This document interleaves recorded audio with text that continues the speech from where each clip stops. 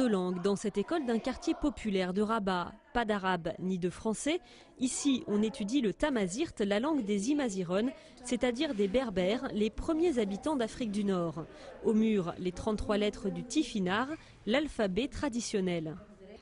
J'aime bien le tamazirt car c'est une langue marocaine. J'ai des amis qui la parlent et maintenant je peux parler avec eux et comprendre ce qu'ils disent. C'est une langue facile. Si tu apprends les lettres en tifinagh et que tu les retiens, ensuite c'est très facile pour lire et écrire. C'est en 2003 que l'actuel roi Mohamed VI a décidé l'introduction du tamazirt dans les écoles primaires. Une révolution dans la reconnaissance de l'identité berbère du royaume et un changement de taille après des décennies d'arabisation du système éducatif. Dans la classe, la plupart des élèves sont de langue maternelle arabe. Environ 20% parlent le tamazirt chez eux. Les élèves sont très curieux, ça leur plaît de découvrir une autre langue, une autre écriture. Les lettres tifinagh sont comme des dessins pour eux. Certains parlent tamazirt chez eux, mais ne connaissent rien à l'histoire. C'est en classe qu'ils découvrent que des rois berbères ont régné sur ce pays il y a plusieurs siècles. Si cette école est exemplaire, les résultats sont plus mitigés à l'échelle nationale. L'enseignement du tamazirt devait être généralisé à tous les niveaux en 2010.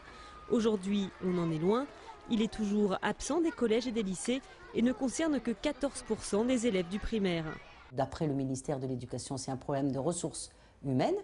Mais il ne suffit pas de dire que c'est un problème de ressources humaines, il faut aussi chercher la solution à ces ressources humaines. Et jusqu'à présent, ça n'a pas été fait. Si ça stagne, ça continue à stagner au niveau du primaire, là, à ce moment-là, il faudrait se poser la question s'il y a une véritable volonté politique ou pas. L'identité berbère du Maroc reste un sujet sensible, car le pouvoir craint par-dessus tout les revendications régionalistes. Aucune statistique officielle ne comptabilise le nombre de Marocains berbérophones, les chiffres variant de 30 à 50%. Une chose est sûre, leur nombre régresse, au point qu'en 2009, l'UNESCO a classé certaines variantes de tamazirt parmi les langues en danger.